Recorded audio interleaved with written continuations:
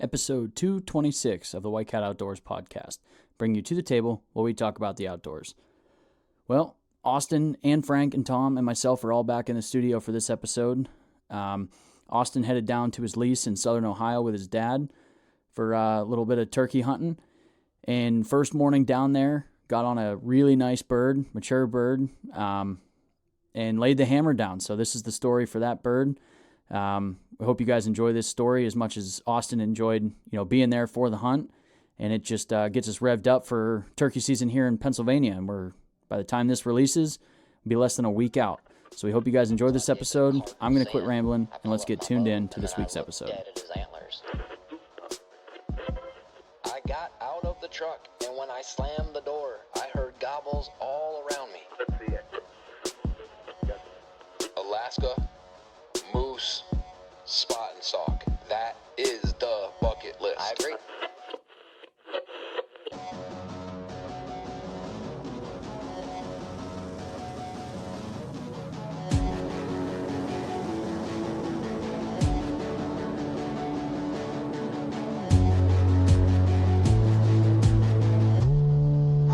White Cat Outdoors.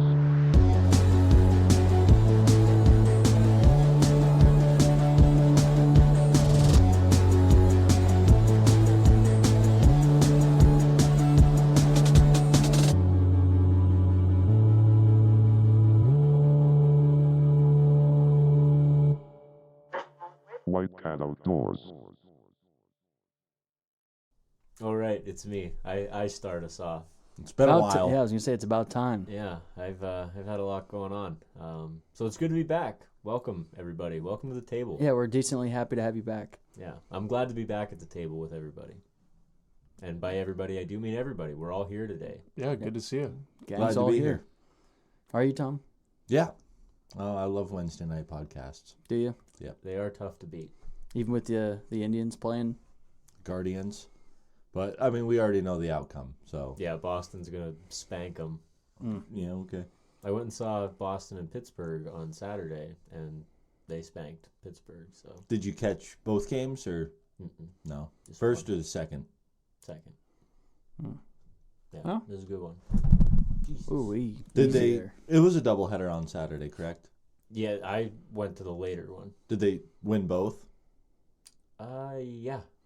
Yeah, they So lost the first game with Pittsburgh they played. It was a 3-game series. They lost the first one, won the second two. How does the doubleheader work in the MLB? Like, if you get tickets, can you watch both games? You have to buy 2 tickets. Because I think Seawolves, you used to be able to just stick around for both, right? I think they only play 7 innings, though, if they're doing a doubleheader.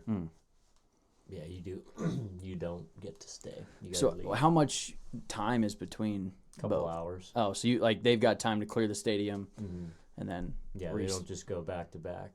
Yeah, pretty neat. Like 9th inning, boom, right into the next one. That'd be sweet. Just play 18 straight innings. Like golf. That'd be crazy. Nuts. Anyway, Austin, What's going on? glad to have you here. Yep. And you are part responsible for the first turkey kill of the year. Yeah, I witnessed it. I can say that. But yeah, I'll just dig into it here. We got down there Friday night. Got where? where, Austin? You're jumping. Oh, You're okay. So I mean, we don't need Make count. him say it. Yeah, we Say don't need- Ohio, Austin. I can't say it on here. But we went down Southern Ohio. Opening day was We'll have Saturday. to bleep that out. yeah. It's a bad Ohio word. is a bad word. We don't talk about that. I know. But we got down there Friday night, got down to our little Airbnb. It was like a shack, a remodeled shack. It was pretty cool. Was it better or worse than Tuggers? Oh, it was better. Slightly. Slightly better. Yeah. I'm gonna say I don't think you could have said worse, and I would believe you. Did this one have running water? No, this was pretty nice. It had running water, AC, and heat. Oh my gosh! Yeah. It was pretty nice, though. Out in the woods, middle of nowhere. So a little step down from what you set up for us in Kentucky. Yeah. Austin put us up in the Hampton. Oh, yeah? Yeah, I was Somewhere Wow, fancy. Pretty penny, but it was worth it. Attaboy. right by Frankie's Plaza. Yeah. Yeah, you guys called me every night about Frankie's Plaza. That right there was almost worth the trip. Yeah. It was fun down there. But we got down there Friday night, had a couple beers, and went to bed. Didn't really know. Did you do any scouting Friday, or I don't think we did. Is this property that you've hunted before? Because I know you spend all kinds of time in Ohio. This is the lease we got again for this year. Oh, it is so, your lease? Yeah. So you were no public. This was on the lease. We were thinking about doing public, and I'm telling my dad, like, I'm so sick of seeing other turkey hunters. I'm like, let's just go to the lease, see what we could hear. And Yeah, but then sometimes you find a guy with a jar of pickled heart. You know, Yeah. you don't get that on your lease. I didn't want to pull in, and there's 50 other trucks lined up. So, yeah, Saturday morning we got up. It was the sun was coming up a little bit. I mean, it's still dark, so we get out of the truck, and right away we probably heard 4 or 5 gobblers as soon as we got out of the truck. So Oh, we man. started booking it back towards the end of the field, but we own like a little strip. It's like 250 acres, but so we start walking back the cut bean field, and he's telling me to go up on the hill because there's a couple ridges on this property. Mm-hmm. He was going to stay back towards the truck and listen, and I was going to go back towards the hill, and I start walking back. There's a pond there. I'm like, there's one right there at the pond. You could see him or just hear him that he was close. Oh, he was close. He was still up in the tree gobbling its head off. And we kind of made a plan. We started heading after him. And there's still gobblers all around. Man, which that's is a good sweet. feeling. Yeah. Yeah, so that it makes was- you feel like you're way in it. You Yeah. don't even have to do anything right. They're just everywhere. Yeah. And it was looking good. The rest of them weren't on our property. But we got back towards the pond, and we set a decoy up, and he sounded like he got down gobbling. You got your dad using that maybe an X2? No, he's got a little blow up. A little foam one or something? Yeah, but it gets the job done.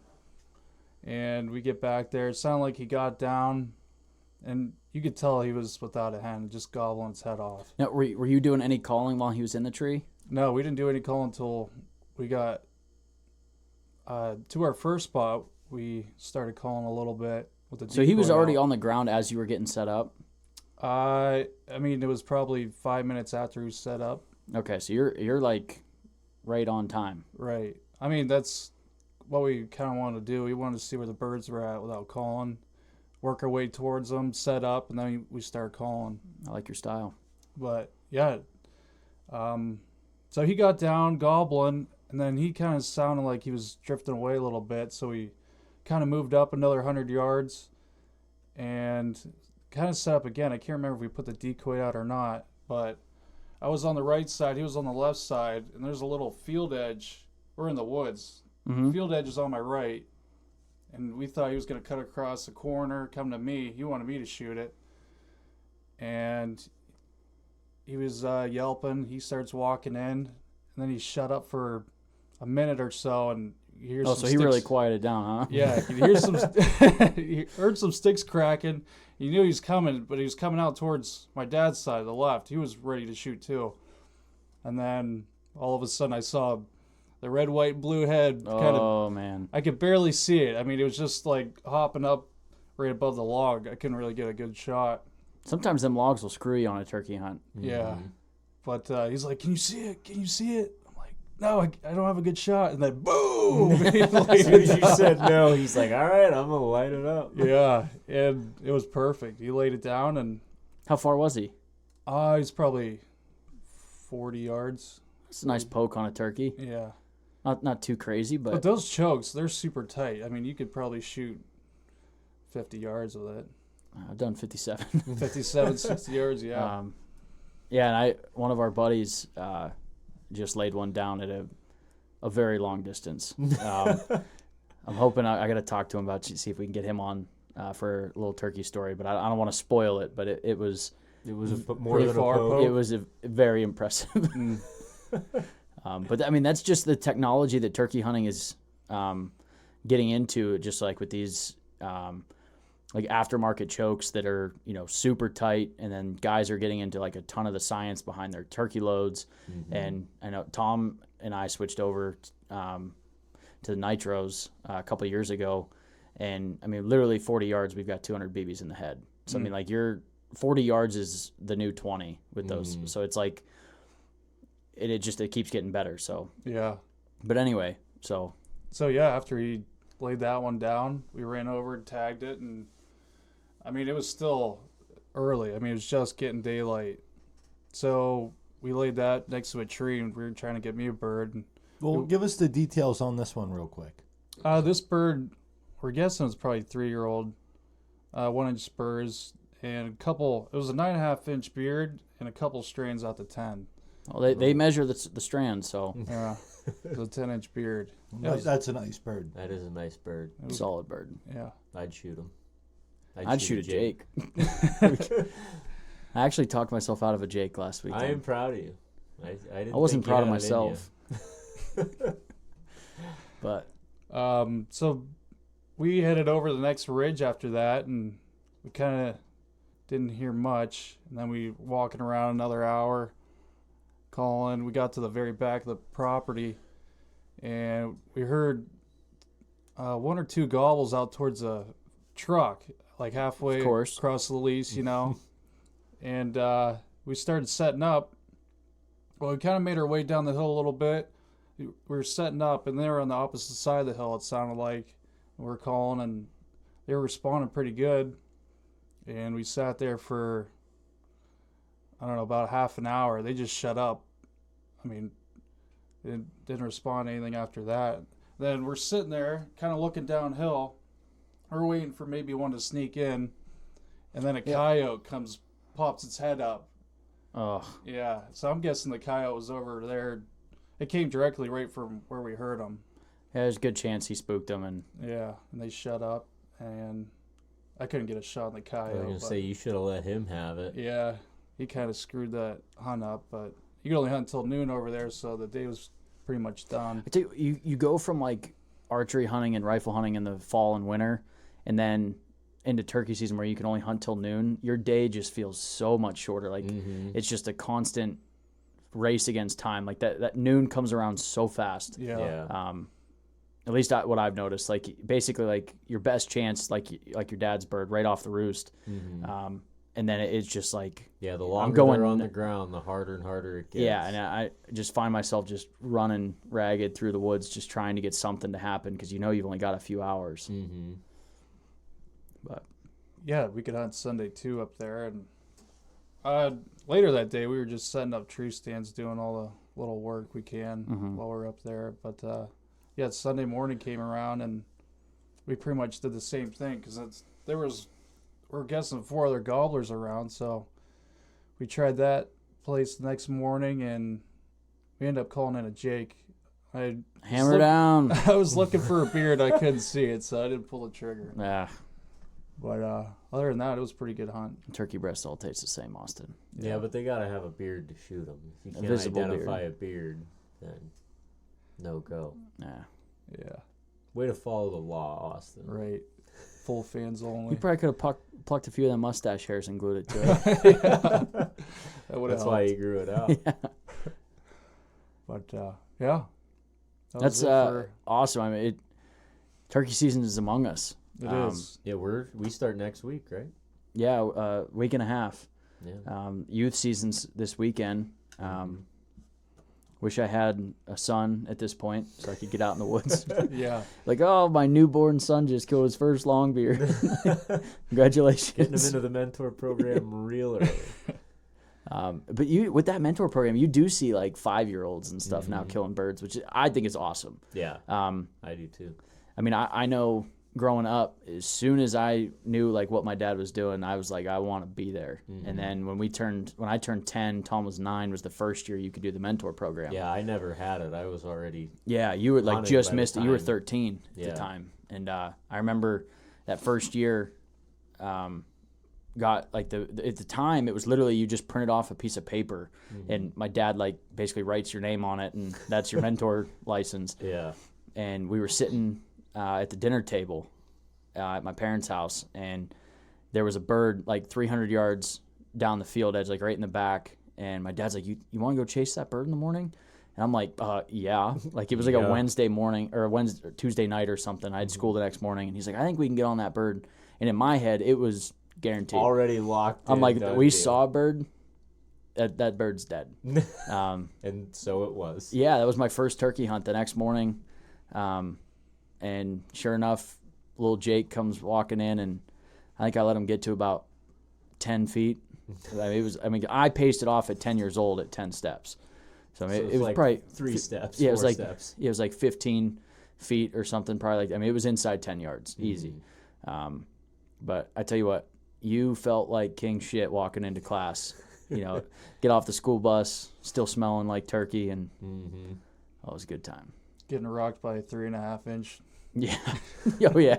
Yeah, because my dad never, like, Tom can attest to, my dad never, we didn't have youth models.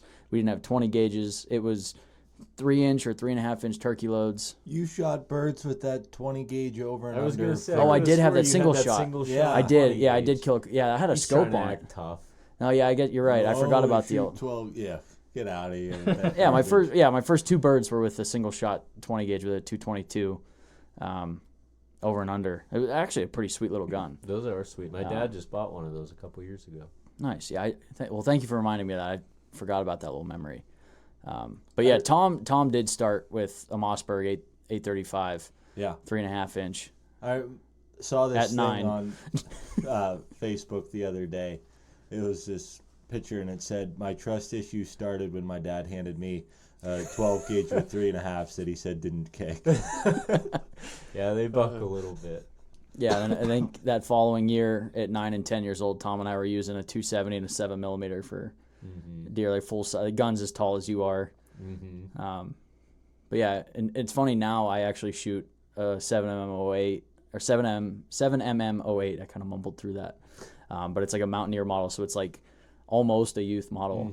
And I hunt with a youth model all the time. They're so much more convenient to carry Yeah. around the woods. well, it's my grandpa gave me a 300 Win Mag that he used for sheep, and the gun is so damn heavy. I'm like, I don't want to carry that around all the Yeah. time, like, especially the way I like to rifle hunt. Just on the ground and moving around. Yeah, I'm the same way. That's why I have the youth model, because I'm always walking through the woods Yeah. doing something. I don't want to carry something that weighs 12 pounds. Yeah. But turkey season's among us, boys. This is what we live for in the springtime. I sent you guys some videos this morning. I got gobblers out all the time. Right on Gobbler's Knob. So I'm a little excited. Tom's got himself a little honey hole he found this year. I might try for a 3-peat on the same tree opening day. We'll see how that goes down. Got myself a little honey hole that, there's usually one bird over there every It year. wants to be stupid. Yeah, he can't say no to the old full strutter decoy. I don't know what it is about that. They just hate it. Hate it. Just one full strutter. Yep, that's all. I throw one full strutter out there, and then I sit there. Kick it over so it's kind of at a 45-degree angle. Not on purpose, but a lot of times in a fresh plowed field, it's tough to get a decoy to stand up straight. But yeah, and then I just sit like off the edge of the field. I usually put him so he's kind of got his back turned to where I think the bird's coming from, kind of like a fuck you kind of thing. And then I just sit there and do some soft yelps and clucks in the woods, and the bird just seems to hate that, and he comes running over looking for where the hen's at, because he sees a bird in full strut, and he's like, well, where the hell's the hen? He comes running over, and I pop him before he even gets a chance to look. Yeah, that's a good idea. I don't like doing it on public because people are idiots. Oh yeah. Like shooting decoys. Yeah. So if I'm on private, I'm all about a full strutter decoy. But yeah. Very nice. Tom, you got any final remarks before we close her out here? Or No. that's it, huh? Yeah. All right. Well, you guys, hopefully, if you're down south, you guys are already hunting birds. Up north, it's just a short week away. So you guys know what to do at this point. Get outside.